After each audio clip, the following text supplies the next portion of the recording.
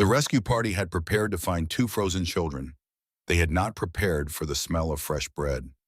Thomas Mercer was 44 years old on the morning of January 15th, 1888. He had lived in Dakota Territory for 11 winters. He had buried neighbors. He had carried frozen bodies out of farmhouses. He had seen what cold could do when it decided to stop being weather and start being war.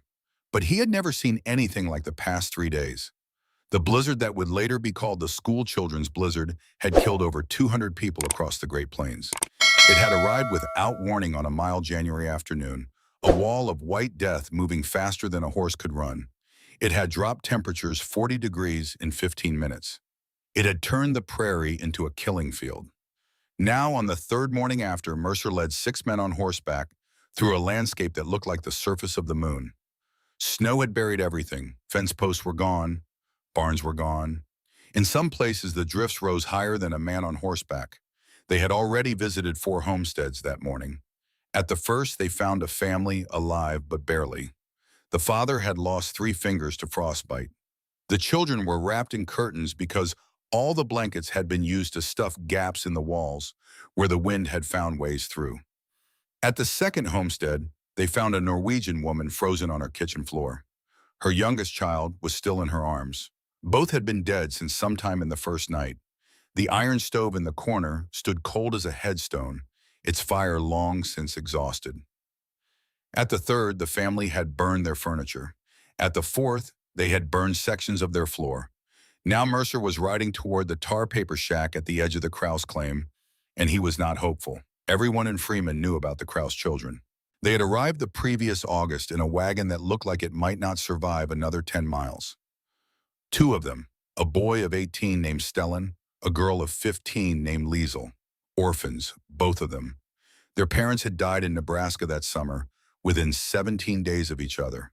The father to typhoid, the mother to exhaustion and grief.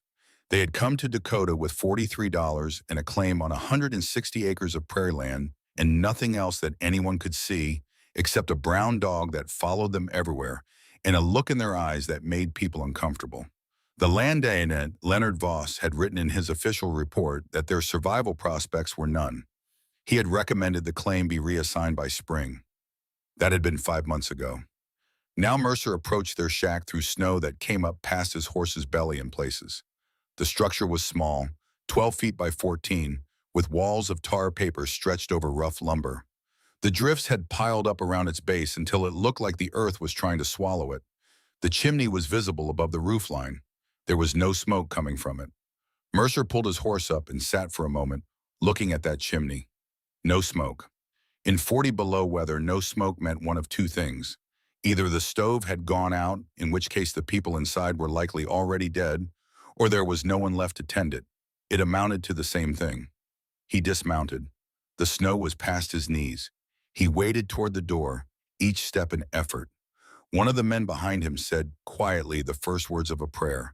Mercer reached the door. He knocked with his fist. The door shuddered in its frame but did not open. The drift against it was packed hard. He and 2 others dug with their hands in a short-handled spade one of them had thought to bring. After several minutes, they cleared enough snow to pull the door outward. Warm air came out, not a little warmth. Not the faint residual heat of a fire that had died an hour ago. Warm air, genuine and steady.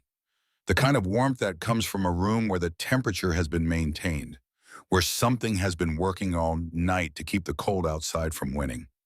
It rolled out against Mercer's face like a wave, and he stood in the doorway with his mouth slightly open, not understanding. Inside, a girl was kneading bread dough. She turned when she heard the door. She was 15 years old, with dark hair pulled back from a face that had the particular expression of someone who had been expecting company eventually, but had not known exactly when.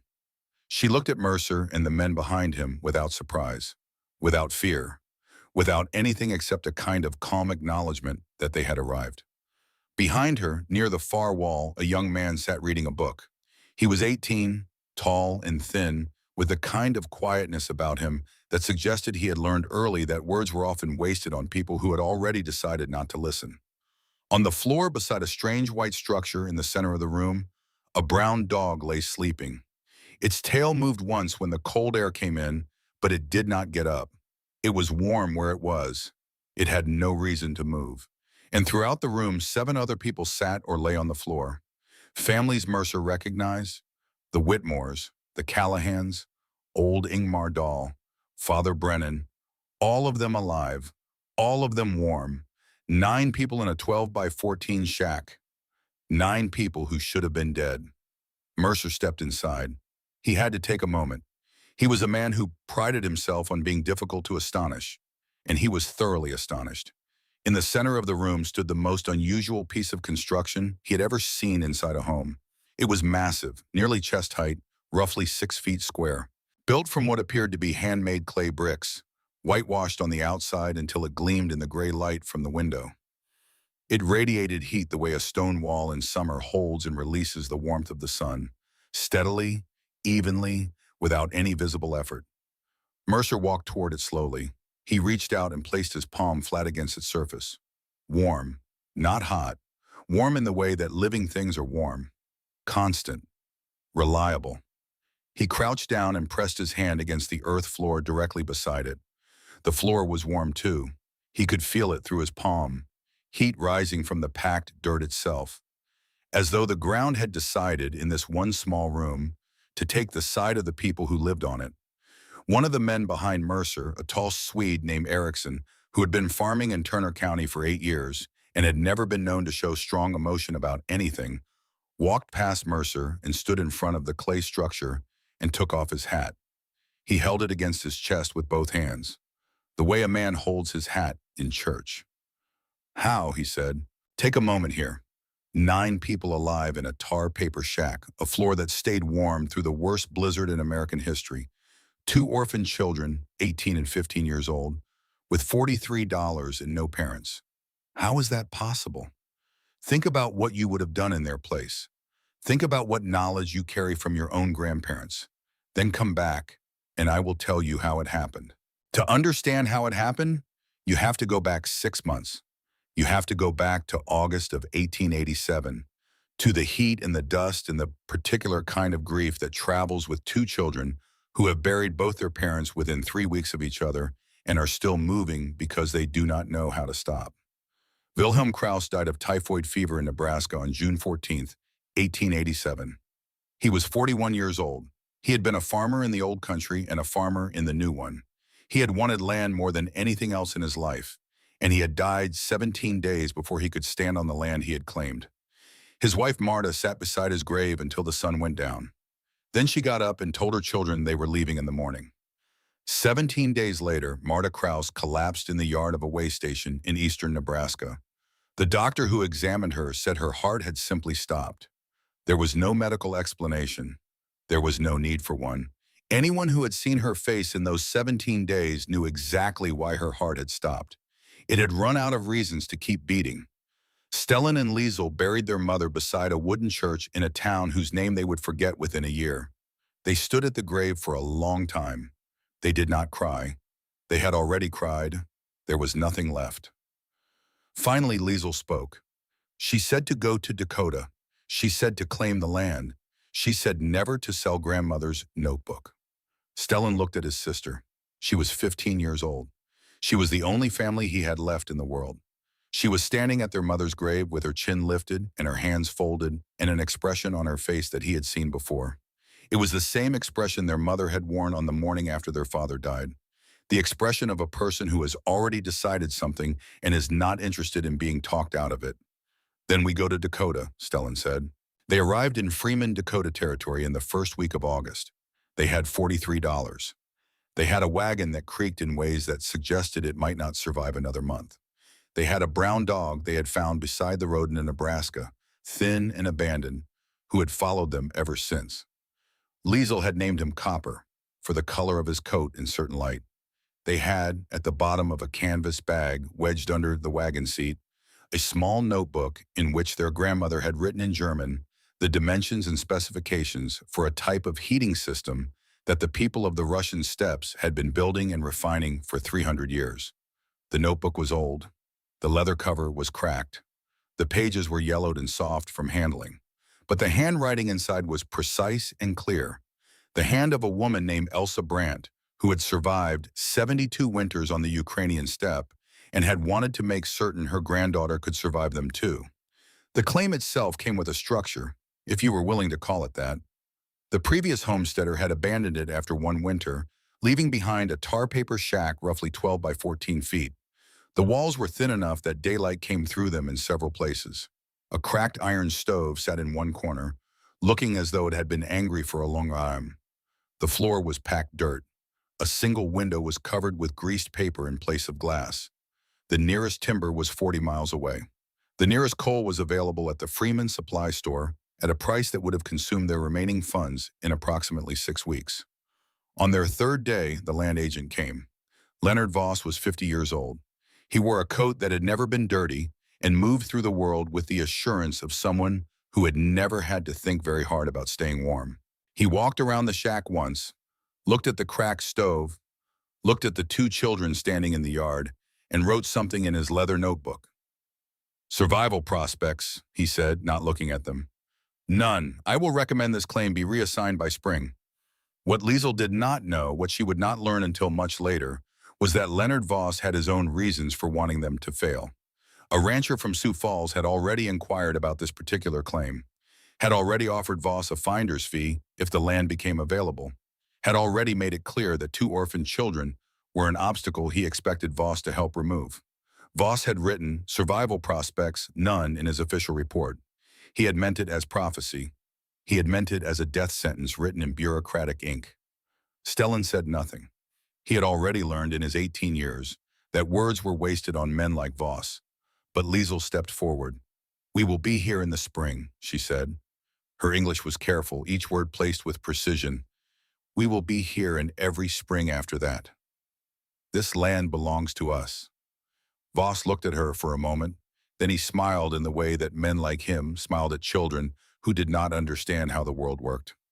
"We shall see," he said. He rode away. Stellan watched him go. Then he turned to his sister. "How?" he said. "How do we survive winter with no wood, no coal, and no money?"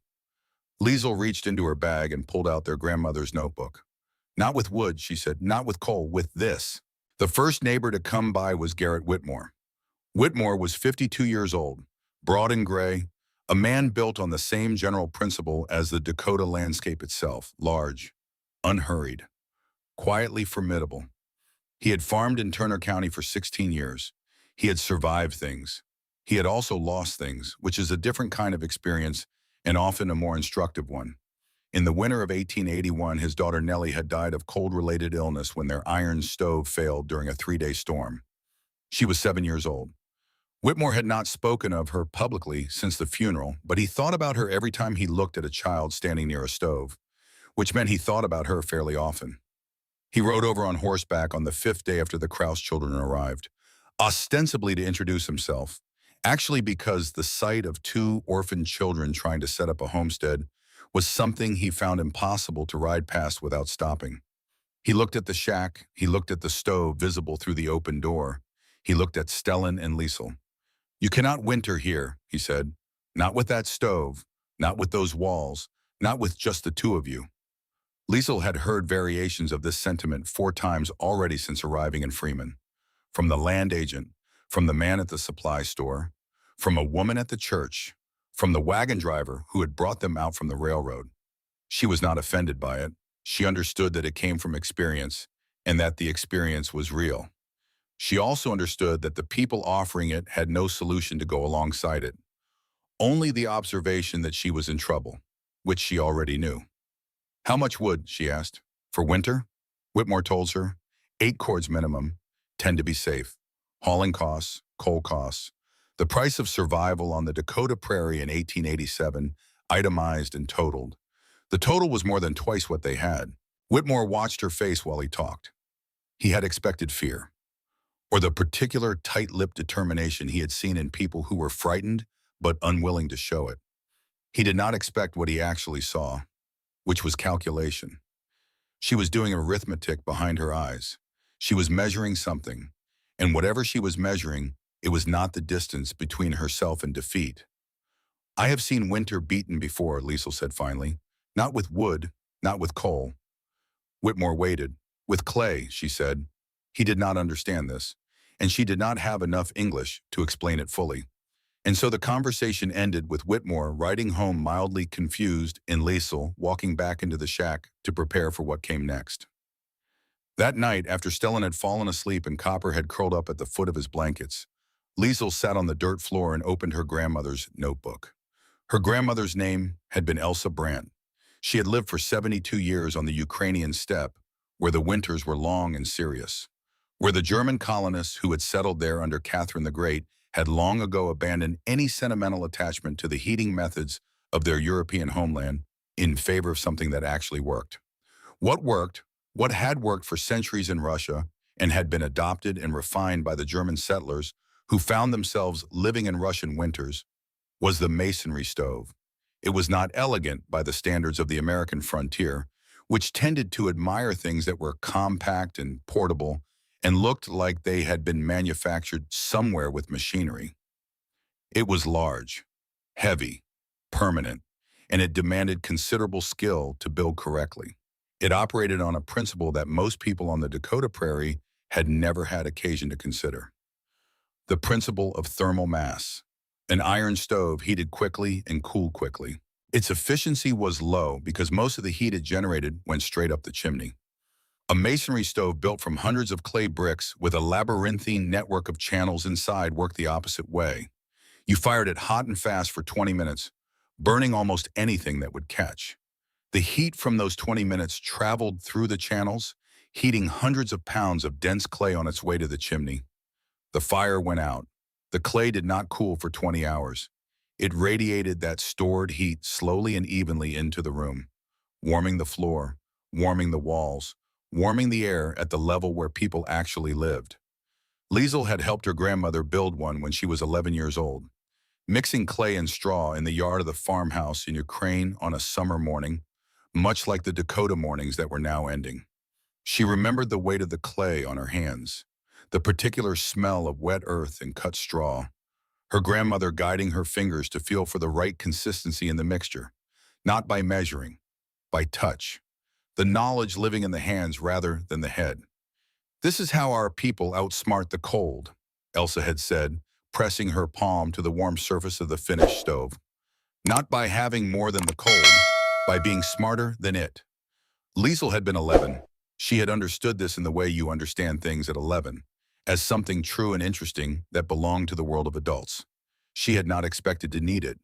She needed it now. The next morning before Stellan woke, she walked half a mile to the creek bank and tested the earth.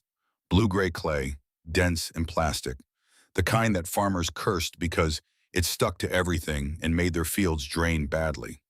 Liesel pulled up a handful and pressed it, rolled it, bent it, checked the way it held its shape.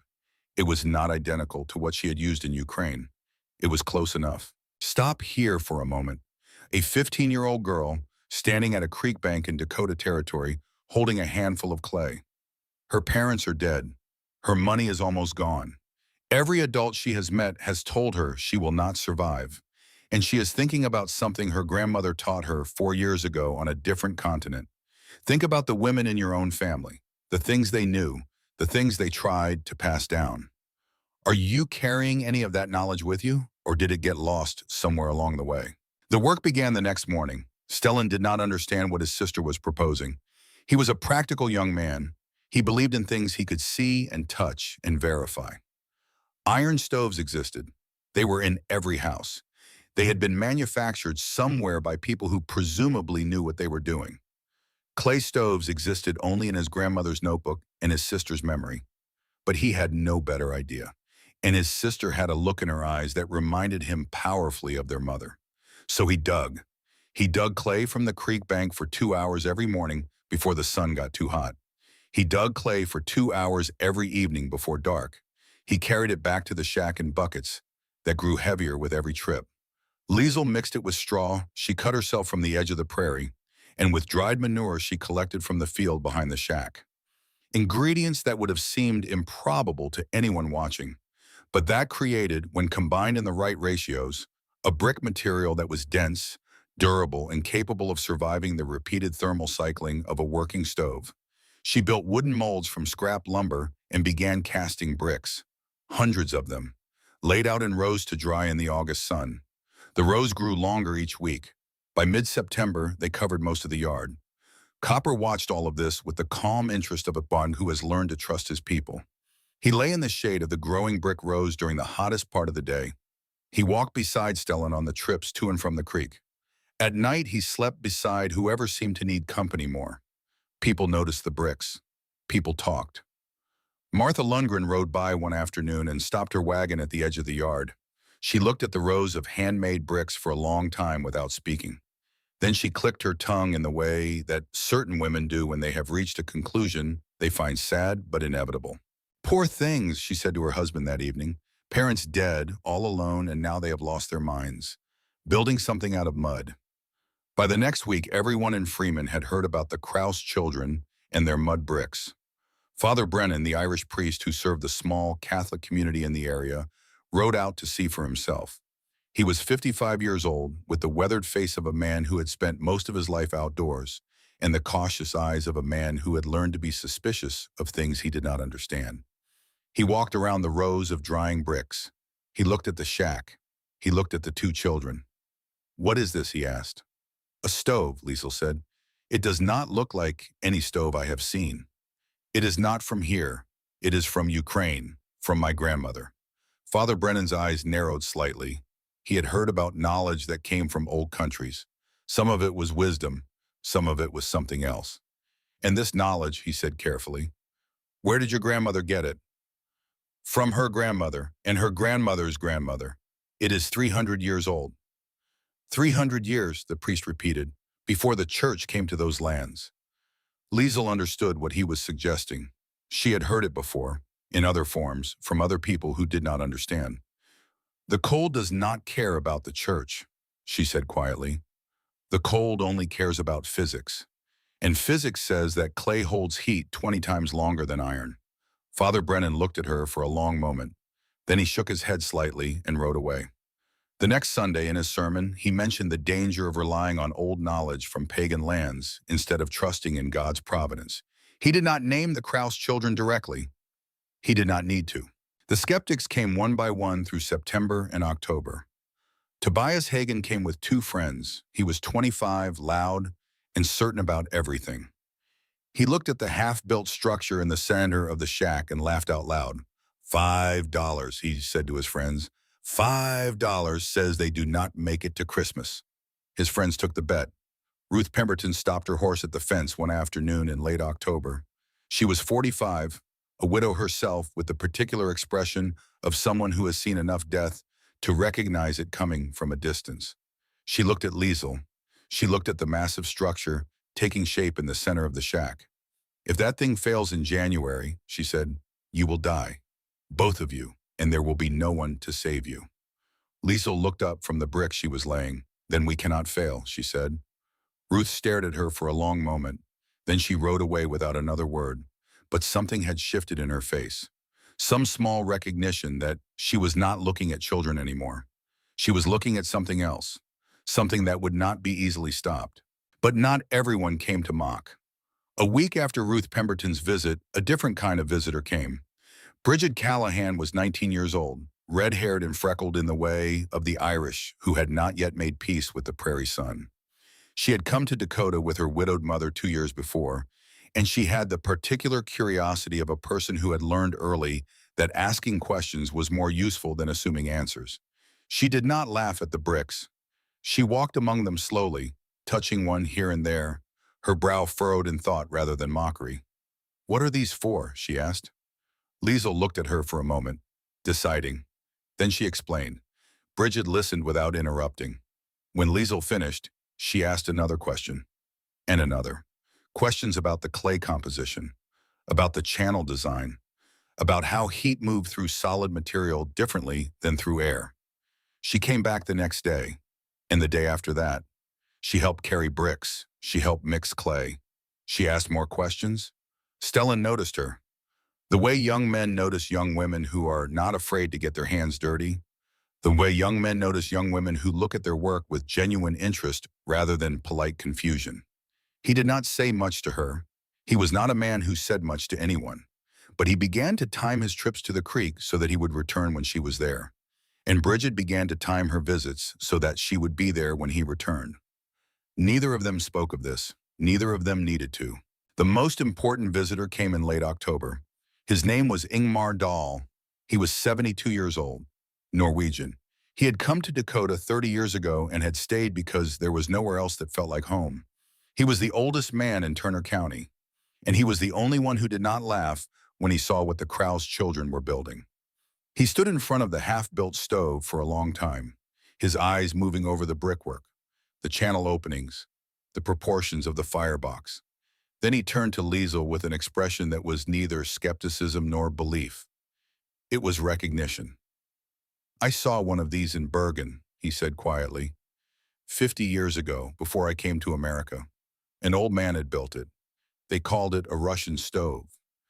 Liesel felt something shift in her chest, for the first time since Nebraska, for the first time since standing at her mother's grave.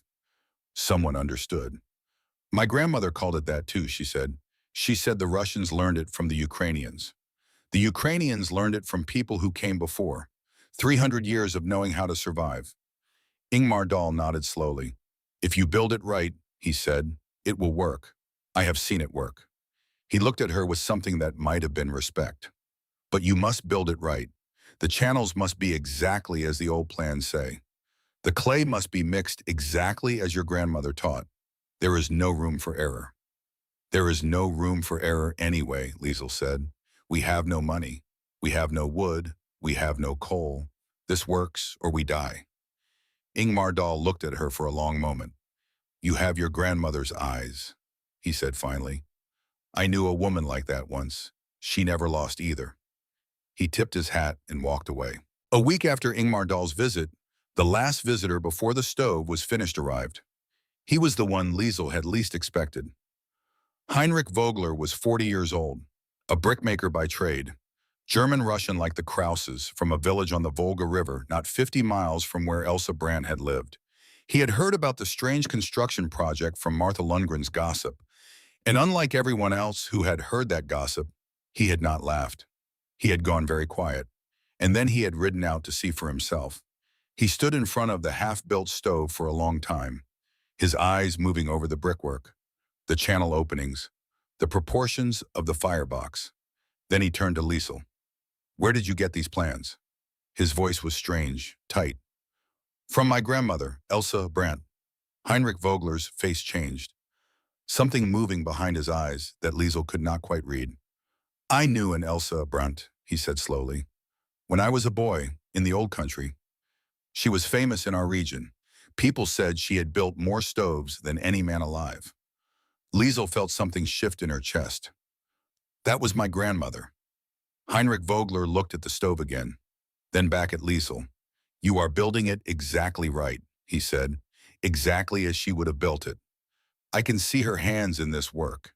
He paused. "But your bricks could be harder, denser. I can show you a firing technique that will make them last 50 years instead of 20. It was not an offer of help from pity. It was an offer of collaboration from respect. Liesel accepted. For the next 2 weeks, Heinrich Vogler came every day. He taught Stellan how to build a proper kiln. He showed Liesel adjustments to the clay mixture that her grandmother might not have known, improvements that had been developed in the decades since Elsa Brandt had learned her craft. The bricks they fired in that kiln were the hardest Liesel had ever seen. They would last, as Heinrich had promised, for 50 years, and then some. The stove was finished in early November. It stood in the center of the room like a monument, white plastered and solid, taller than Liesel's shoulder, radiating a sense of permanence that was entirely at odds with everything else in the tar paper shack around it. Liesel had built the firebox interior from the hardest fired bricks, the ones Heinrich had helped them make. The channels inside were laid out exactly as her grandmother's notebook prescribed, each turn calculated to slow the heat on its way to the chimney and force it into the clay. The first fire was small, a double handful of twisted grass. It burned hot and fast and died in under 20 minutes. The room was quiet after. Stellan stood near the door, watching. Copper lay on the floor, his head resting on his paws, his eyes moving between the two humans. Bridget stood beside Stellan, her hand almost touching his. Liesel walked to the stove and pressed her palm against the whitewashed surface. Warm. She pressed her hand to the floor directly beside the base of the stove. The floor was warm. She stood up and looked at her brother and felt something settle inside her that had been unsettled since Nebraska. Since the morning she had stood at her mother's grave and understood, with a clarity that grief sometimes brings, that everything from this point forward would depend entirely on what she could do with what she knew. She did not cry. She had not cried since her mother's grave. And she had decided somewhere between Nebraska and Dakota that crying was a thing she would return to later, when there was time for it, when they were safe enough that she could afford to feel the full weight of everything that had happened. But she stood with her hand on the warm floor and felt something release in her chest. Some held tension she had been carrying so long she had stopped noticing it. The stove was not just warm, it was proof. Proof that the knowledge her grandmother had given her was real. That it had crossed the ocean intact. That it worked on Dakota clay as well as Ukrainian clay. That old things do not stop being true simply because you have carried them a long way from home. Garrett Whitmore came back 2 weeks later. He walked slowly into the shack, looked at the completed stove, and placed his palm against the warm surface. He held it there for 10 seconds. "I'll be damned," he said quietly. But even then, he was not convinced. "Wait for the real cold," he said. "Wait for January. Then we will see." He left without saying anything more. 3 days later, a bundle of twisted grass appeared on the Kraus doorstep, the kind of prairie fuel that families used when wood was unavailable. There was no note, there was no name. But Liesel knew who had left it. Think about this moment. A stove built from clay and memory. A floor that holds warmth.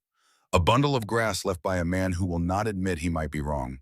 These are the small kindnesses that happen between people who are not yet friends, but are no longer strangers. Have you ever received a gift like that? Something left without a name? Something that said more than words could say? January 12th, 1888, began as a gift. That was the cruelest part of it, looking back. Not the storm itself, not the cold, not even the deaths that came after. The cruelest part was the morning. The way it arrived soft and almost warm. The way it made people believe for a few hours that the worst was behind them. The temperature climbed above freezing for the first time in 3 weeks. A wind came up from the south, gentle and damp, carrying with it the particular smell of snow beginning to melt. That clean mineral scent that prairie people associated with the end of things rather than the middle of them. Children who had been kept indoors for the better part of January were sent outside. Laundry that had been frozen stiff on lines for days was brought in soft and almost dry. Men walked between their barns and their houses without their heaviest coats and told themselves that the back of winter was broken. Liesel looked out her greased paper window at 7 in the morning and felt the same thing they all felt. Relief. Not the complete relief of a danger fully past. She was too careful for that. But the partial relief of a morning that was not trying to kill anyone. A morning that felt like a temporary truce. Stellan went outside after breakfast to repair a section of fence that had come loose during the last storm. Copper followed him, happy to be out of the shack, running in circles through the softening snow. Liesel stayed inside to tend the stove. She added a small amount of grass to the firebox, enough to bring the clay back to its working temperature after the overnight cooling. The stove did not need much by this point. She had learned its rhythms over the past 2 months. The way you learn the rhythms of a person you live closely with. Not through instruction, through daily attention.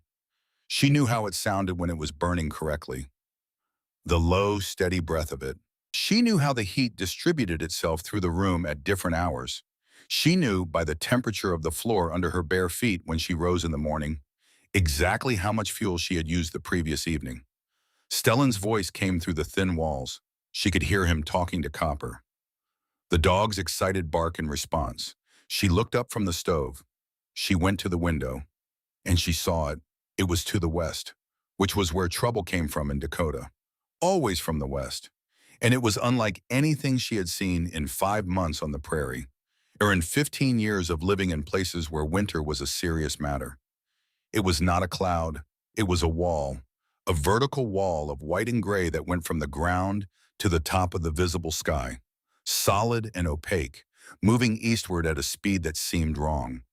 That seemed to belong to something other than weather, something more deliberate and purposeful than weather. She watched it for perhaps 4 seconds. Then she was through the door. "Stellan!" she called. "Stellan!" The wind was already shifting, the soft southern warmth swinging around to something entirely different. Northwest and hard. Her voice went out into it and was flattened by it immediately, pressed down toward the ground and scattered. Stellan was 40 yards away, near the fence line. He looked up when he heard something, though probably not his name, probably just the quality of the sound, the urgency in it. He saw the wall. He started running. Copper ran beside him, ears flat, sensing something wrong. The wall reached them before Stellan reached the door. It did not arrive gradually. It did not announce itself with increasing wind and darkening sky the way storms were supposed to. It arrived all at once, the wall simply reaching the place where they were standing. And the world they had been standing in disappeared. Snow drove horizontally, not falling, but thrown, as though the air itself had become a projectile. Within 30 seconds, Liesel could not see the barn. Within 60 seconds, she could not see her brother. She went back to the door, not to go inside, to get the rope.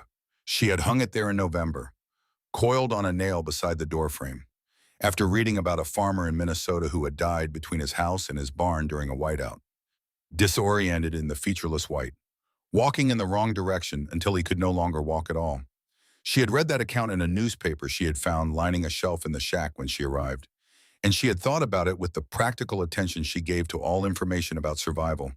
And she had bought 30 feet of rope at the Freeman Supply Store on her next trip in. She tied one end to the door handle. She wrapped the other end around her wrist twice and knotted it. Then she walked into the white. She called Stellan's name. The wind took the name and destroyed it. She walked with her free arm extended in front of her, hands sweeping back and forth. The rope uncoiled behind her as she moved. 5 steps, 10. The cold was extraordinary now.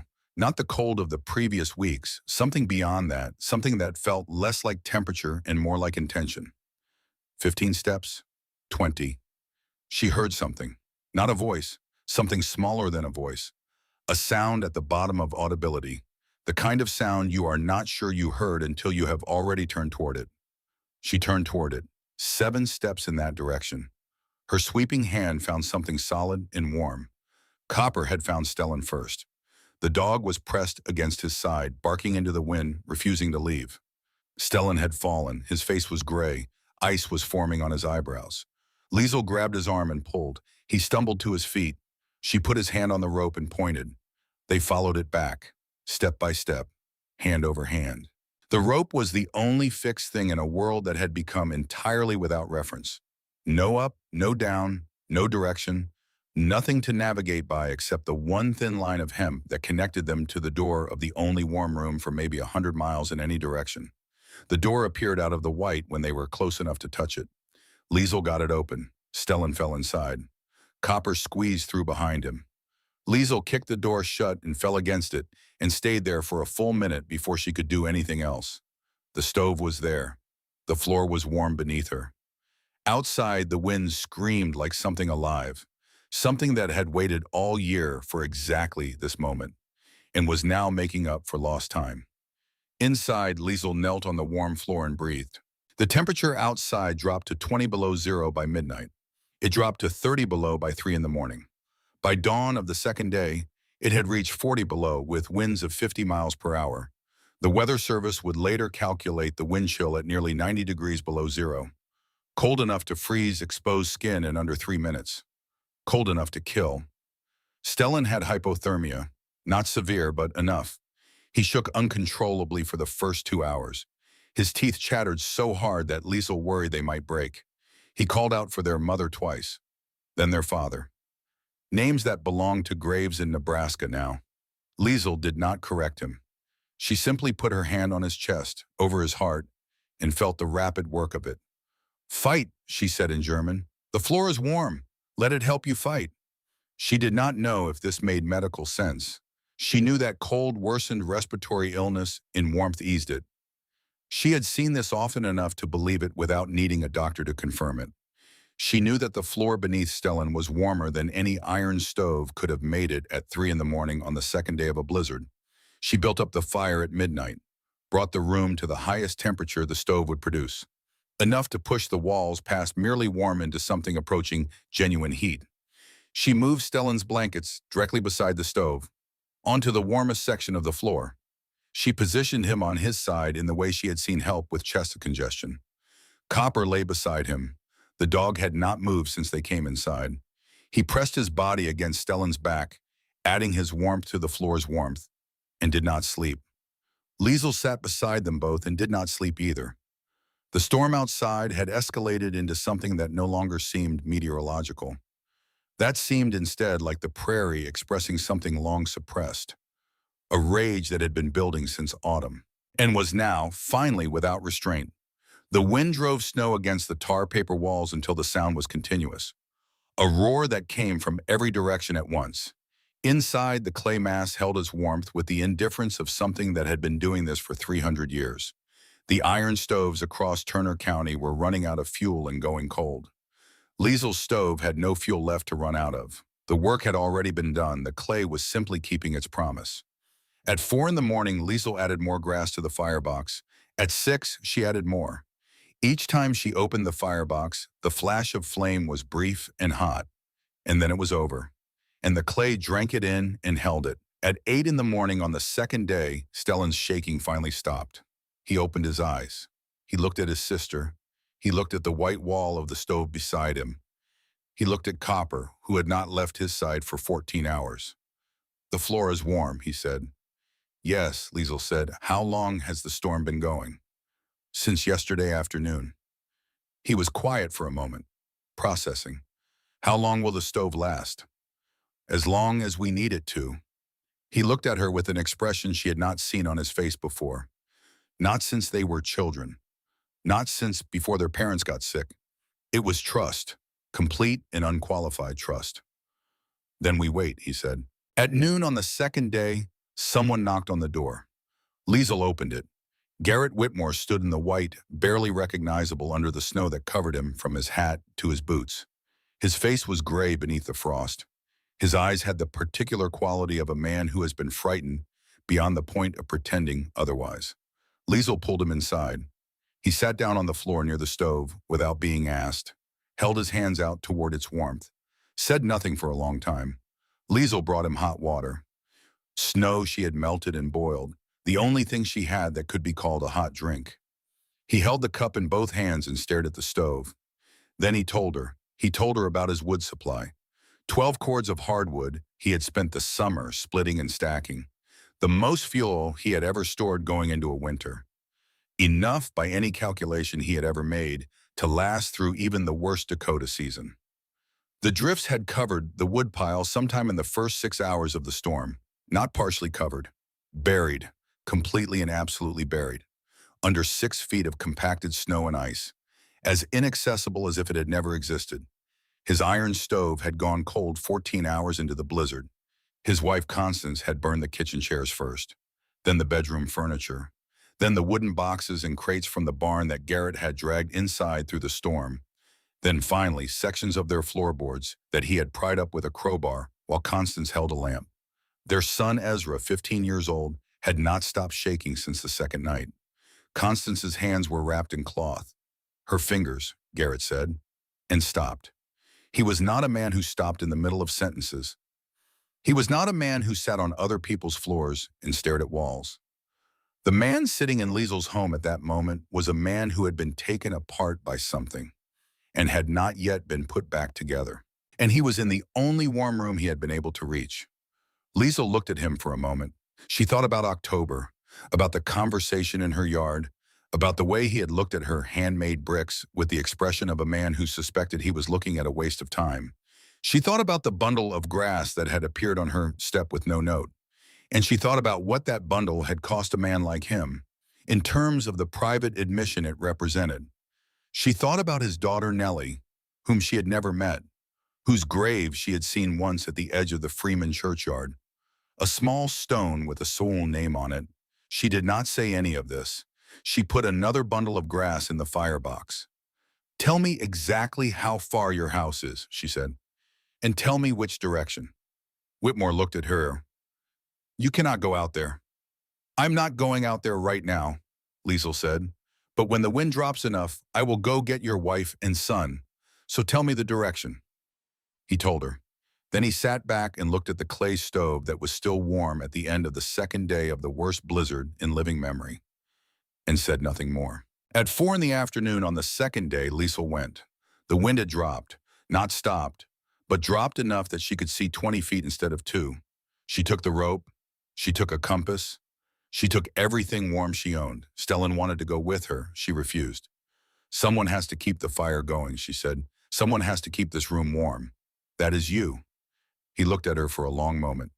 18 years old, the older sibling, the one who was supposed to protect. But he understood. Sometimes the protector needs to be protected. Come back, he said. I will. She went into the white.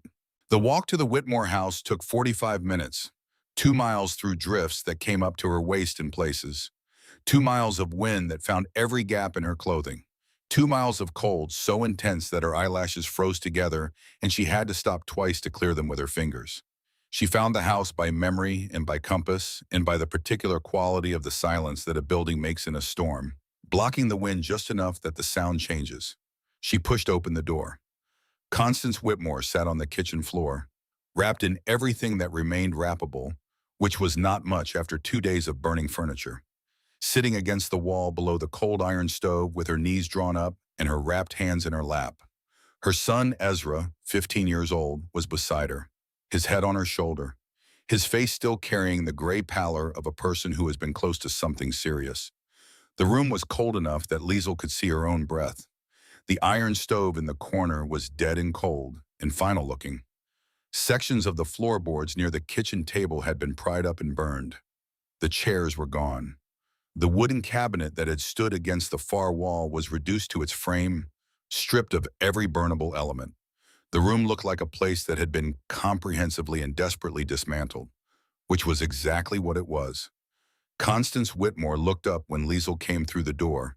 She was 48 years old, a strong woman, Nebraska-born, with the kind of face that suggested she had made peace with difficulty early in life and had not been significantly surprised by it since. But she had the look now of someone who had reached the bottom of something, who had spent everything available to her, and was waiting without panic but without much remaining hope to see what came next.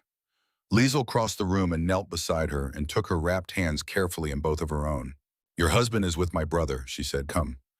Ezra Whitmore lifted his head. He was 15 years old, the same age as Liesel. He had his father's broad shoulders but his mother's gentle eyes. He had not spoken since she arrived, but now he looked at her. You built that stove, he said. His voice was rough from cold and disuse. The one everyone laughed at. Yes. How did you know it would work? Liesel thought about the question, thought about all the ways she could answer it. I did not know, she said finally. I trusted. My grandmother told me it would work. I trusted her more than I trusted my own doubts. Ezra was quiet for a moment. I want to learn, he said. I want to know how to build something that does not fail when everything else does. Something passed between them in that moment, something that neither of them could have named, something that would take 5 years to become what it became. But it started there, on a cold floor, in the middle of a blizzard, when a boy who had almost died asked a girl who had saved him to teach him how to survive. They made the 2-mile walk back to the shack in just under an hour. Ezra walked on his own, supported by Liesel on one side. Constance walked through sheer will, her frozen feet moving because her mind commanded them to move, and for no other reason. The wind picked up again, halfway there. The world turned white again. But Liesel had memorized the route, every fence post, every rise and fall of the ground. She did not get lost. When Constance Whitmore stepped through the door of the tar paper shack and felt the warmth come against her face, she stopped walking. She stood in the doorway with her eyes closed. Ezra stepped around her and sat down on the floor near the stove and put his hands against its surface and held them there without moving. Constance opened her eyes. She looked at the clay stove. She looked at the warm floor. She looked at Stellan sitting up now, pale but awake. She looked at Copper, who had gone to greet them with his tail wagging. She looked at her husband Garrett, who had not moved from his spot by the stove but whose face had changed entirely since she walked in. And then she looked at Liesel.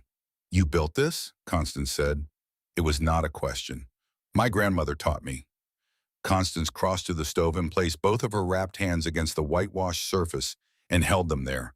And the expression on her face was not one that Liesel had seen before on anyone in Dakota Territory. It was the expression of a person receiving something they had not known they needed until it was given to them. Others came through the night. Father Brennan arrived on the evening of the second day. He came alone on foot, wrapped in every piece of warm clothing he owned. His face was white with cold. His lips were blue.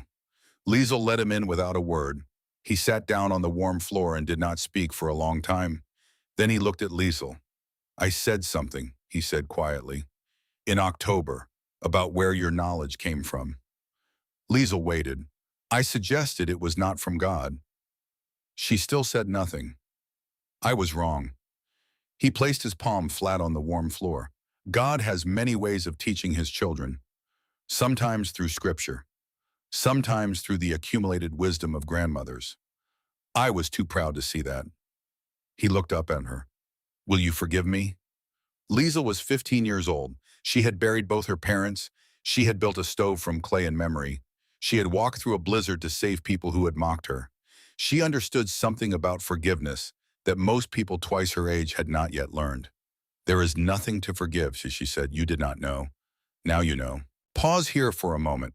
Father Brennan, who had questioned whether Liesel's knowledge came from God, is now sitting on her floor asking for forgiveness.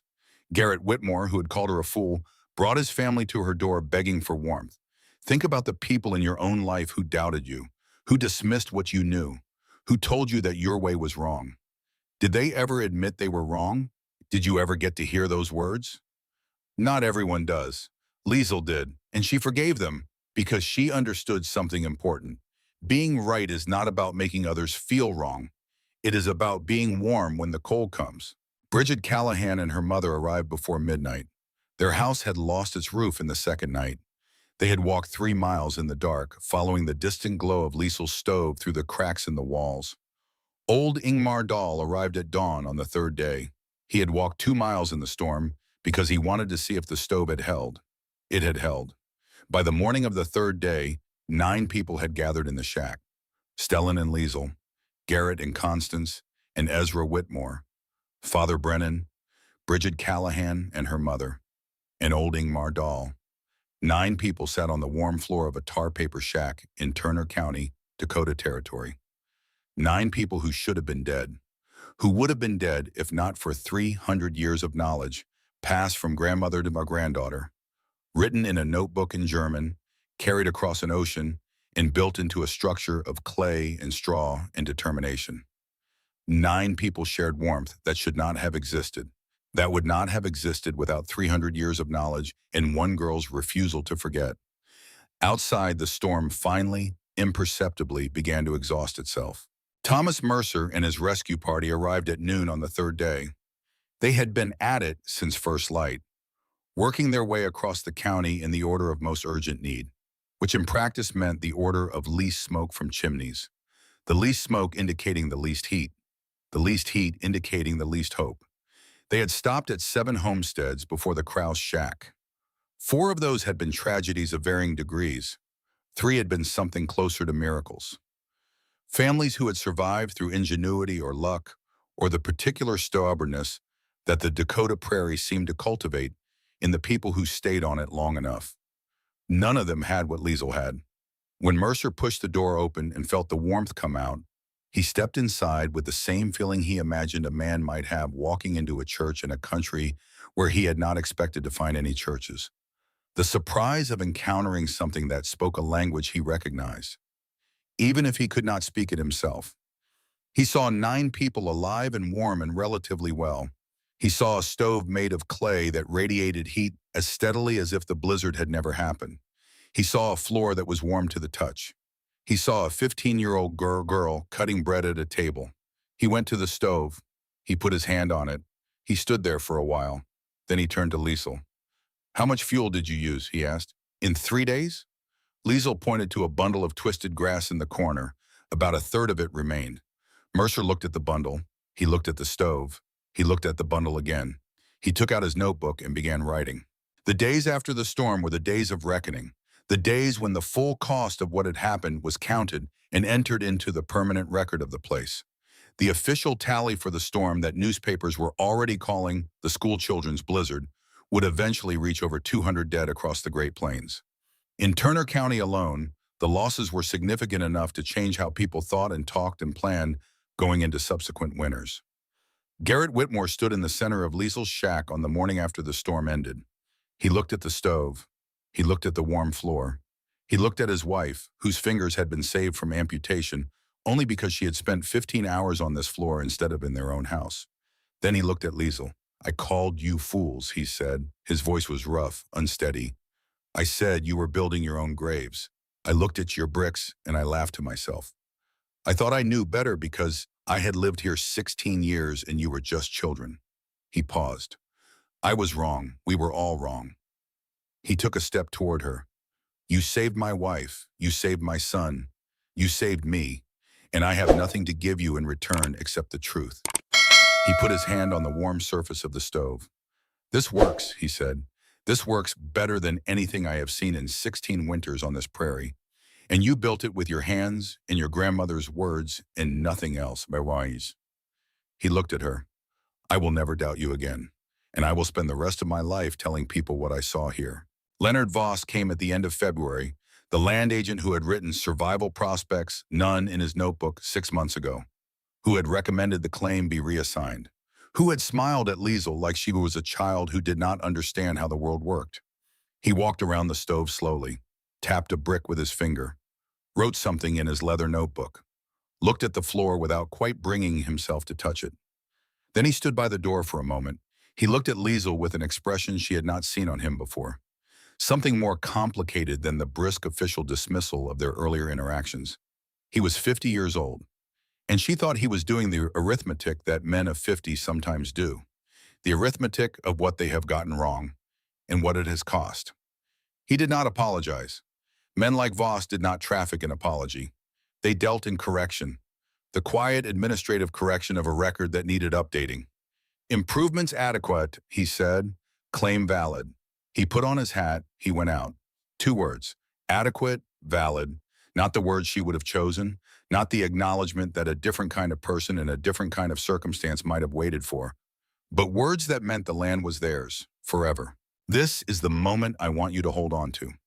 Leonard Voss, who had written off 2 orphan children as dead, standing in their doorway and speaking 2 words that changed everything. Claim valid. Think about what those words meant. Not an apology, not an admission of wrongdoing, just a correction, a quiet acknowledgement that the record needed to be updated, that the children he had dismissed had proven him wrong. Sometimes that is all we get. Sometimes that is enough. Liesel did not need his apology. She needed her land. She needed her future. She needed the right to stay, and he gave her that.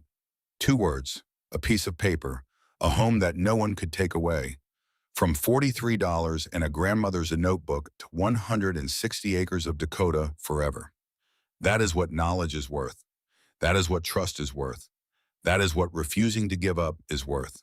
By spring, the movement had become something that did not require Liesel's active participation to continue. Constance Whitmore built the first new masonry stove in April. Liesel was present for the laying of the first 3 courses. Then she supervised from a distance while Constance completed the rest herself. It worked. Garrett Whitmore stood in the kitchen of his rebuilt home and pressed his hand to the warm surface and said nothing for a long time, which was his way of saying everything. One of the first women Constance taught was Martha Lundgren.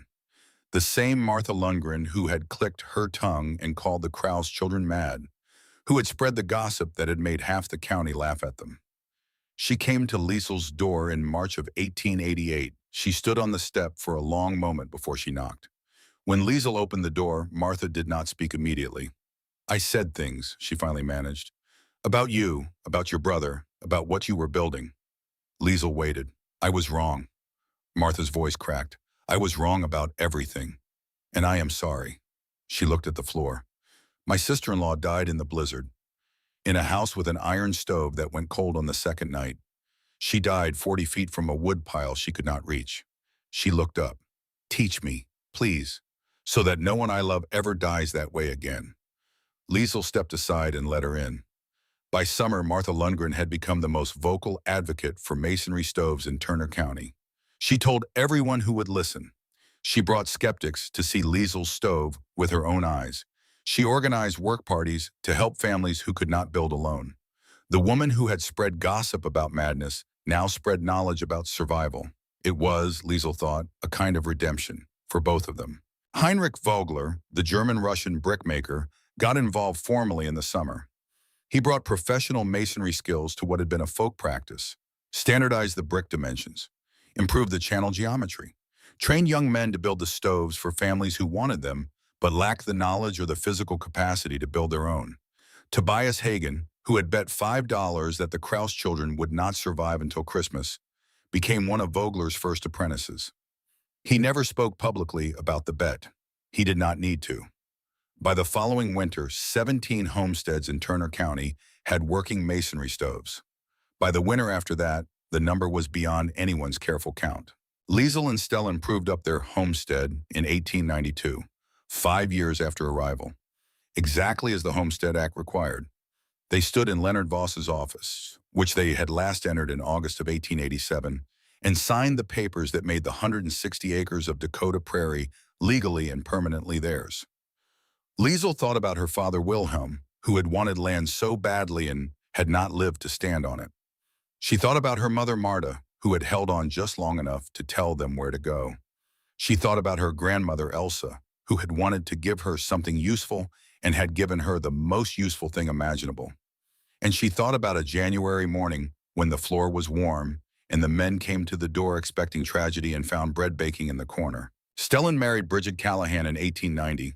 She was the red-haired Irish girl who had come asking questions during the building, who had helped carry bricks, who had brought food when the work was hardest, who had sat on the warm floor during the blizzard and never once doubted that it would hold. They had 4 children together. Each one learned to mix clay before they learned to ride a horse. Each one could recite the proportions of earth and straw and water from memory by the time they were 7. Bridget kept the notebook, the one with Elsa's handwriting. She added her own notes in the margins, observations from 20 Dakota winters, improvements she had discovered through trial and error. When she died, she left the notebook to her oldest daughter, who left it to her daughter, who left it to her daughter. The handwriting on the pages spans 4 generations now. German and English and observations in between. The knowledge is still alive. Liesel married Ezra Whitmore in 1893, the son of the man who had called her a fool, the boy who had been shaking on the floor of a freezing farmhouse until Liesel walked through a blizzard to save him, the young man who had asked her on that cold floor to teach him how to build something that does not fail. Their wedding was held in the Freeman Church. Father Brennan officiated. He spoke about wisdom that comes from unexpected places, about the pride that blinds us to truth, about the courage of a girl who trusted her grandmother more than she trusted the world. Garrett Whitmore stood beside his son at the altar. He did not cry, but his eyes were wet. After the ceremony, he found Liesel alone for a moment. "She would be your age now," he said quietly. "Nellie, if she had lived." Liesel understood. "Then I will try to be the kind of woman she would have been," she said. Garrett nodded once. Then he walked away. They never spoke of it again, but every time they met for the rest of his life, he nodded at her in a particular way. Not the general acknowledgement of a neighbor, something more specific, more considered, the nod of a man who knows he was wrong, and is grateful that being wrong did not cost him everything. Copper died in 1901. He was 14 years old. Ancient for a dog of his size in history. He had survived the blizzard. He had survived 14 Dakota winters after that. He had watched Liesel and Stellan grow from frightened orphans into settled adults with families of their own. He died on a January morning, lying beside the stove in the house that had replaced the tar paper shack years ago. The stove was warm. His head was on his paws. His eyes were closed. Liesel found him there, and when she came in from the barn, she sat down on the floor beside him and put her hand on his head and stayed there for a long time. They buried him under the oak tree in the front yard. Stellan carved the headstone himself. It said simply, "Copper, the best listener." Liesel Whitmore, born Kraus, died in January of 1934. She was 79 years old. The month was appropriate. January had defined her in ways that no other month could claim. She died in her own bed in the farmhouse that had replaced the tar paper shack decades earlier. On a morning when a new storm was coming down from the north and the windows were frosted at their edges and the fields outside were white, the masonry stove in the kitchen was warm.